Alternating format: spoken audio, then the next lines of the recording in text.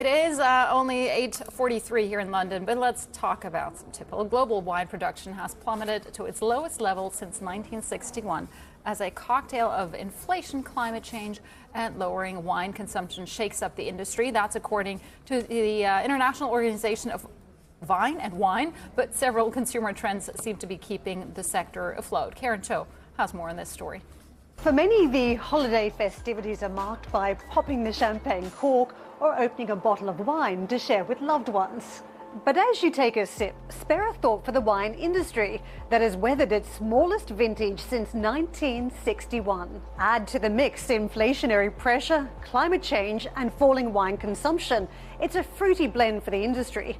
Thankfully, one trend is helping: quality over quantity. Does it threaten the industry if people will just become non-alcoholic if they don't drink wine anymore? We are not noticing it as much at Hedonism here. I think people possibly drink less but better. So people would spend a bit more but buy one good bottle of wine instead of buying three of a lesser quality. Definitely alcohol levels in wine is something that is on the mind of lots of our customers, and a lot of the time they would go for lower alcohol level. Half bottles are very popular here. We keep talking about the consumer remaining resilient. What are you witnessing in terms of spending habits in the festive period? We are very fortunate being where we are in central London, in Mayfair, in this beautiful shop that has been named the Mecca for any wine and spirit lover. So we are not seeing a change in consumer behavior. This is still very much our busiest time of the year. As always, during Christmas periods, the volume of sales doubles for November, December, and the price per bottle is slightly lower because people are entertaining a lot, people are buying big volumes, and there the prices are lower. But when people shop for themselves for that special bottle they're going to open on Christmas Day with their family, or a nice vintage that is the birth year of their partner or their father, they are still spending very well. You also service the very high end of the market, the very expensive wines that you have in store here. And we know that luxury has been having a very difficult time. The consumer out of the Chinese market has not been spending to the same amount. But what are you seeing here? Do you still see that very high-end market?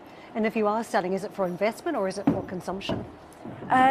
This year we started doing entrepreneurs, and we did lots of big wines such as Masetto, Opus One, and that went very well. We also are starting to do sales in bond for those who want to invest. So we still are seeing lots of people coming here to invest rather than drink, but predominantly people would buy wines for drinking now. And the trend is very much that, as you said, Chinese markets stopped spending as much as they used to, but we are seeing that other markets then start spending more. And given the fact that we ship worldwide from New York to Hong Kong, our customers are everywhere. Swings and roundabouts. Yeah. So what are the resilient markets then? I would say lots of our high net worth spenders come from the US. Europe, again, is a very big market for us. And Hong Kong is doing really well, and again the shipping there is so seamless, and you can get something from here to there in less than a week, so lots of the business is coming from there. Despite the challenges, the global wine market is projected to grow to more than $450 billion by 2028, and that is another reason to celebrate. Cheers.